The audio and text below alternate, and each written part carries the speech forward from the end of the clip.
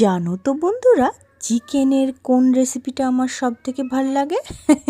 রাঁধুনিদের একটা রেসিপি ভাল লাগে, যেটা সব থেকে তাড়াতাড়ি ইজি ওয়েতে বানানো যায়। চলো আজকে আমরা বানাবো বাটার গার্লিক চিকেন উইথ বেরেস্তা। তার জন্য প্রথমেই চিকেন ব্রেস্টগুলো নিয়ে নিয়েছি, আর এখানে ম্যারিনেশনেই কিন্তু আমরা অর্ধেক রান্না প্রায় সেরে ফেলবো। ব্যাস, তাহলে তো আর কোনো চিন্তাই নেই।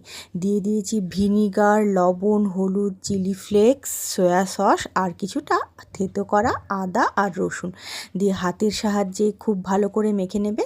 আমি কিন্তু এখানে হলুদ দিইনি, তোমরা চাইলে অল্প একটুখানি দিতে পারো, তবে বাটার গার্লিক চিকেনটা কিন্তু একটু সাদা সাদাই হয়।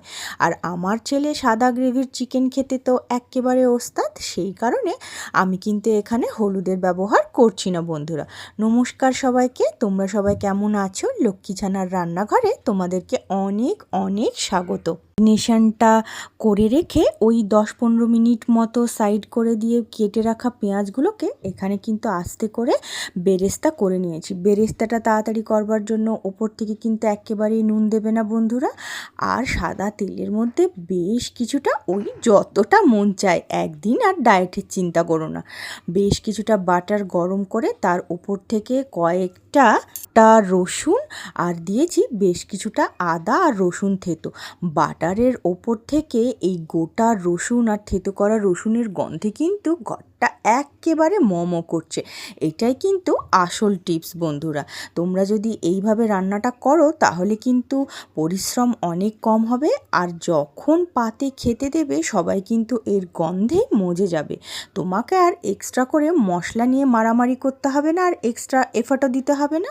তারপরে আর কিচ্ছু না, অল্প অল্প রসুনটা ভাজা হলে দেখবে, আবার কিন্তু বেশি ভেজে ফেলো না, তাহলে একদম শাক সাঁতলিয়েছো মনে হবে। সেই কারণে অল্প রসুনটা ভাজা হলে কিন্তু ম্যারিনেট করে রাখা চিকেনটা দিয়ে দেব, আর দিয়ে দেবো ওপর থেকে বেশ কয়েকটা বেবি টমেটো আর গ্রিন চিলি।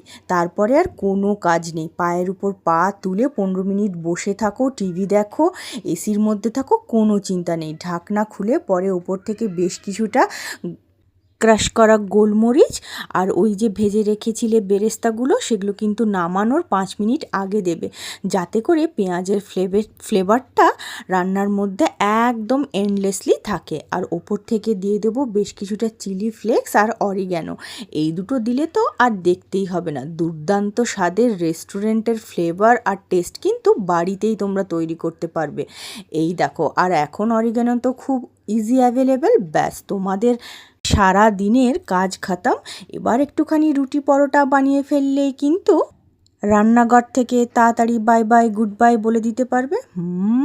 দারুণ হয়েছিল, ভালো নয় যাকে বলে অপূর্ব হয়েছে। টাটা।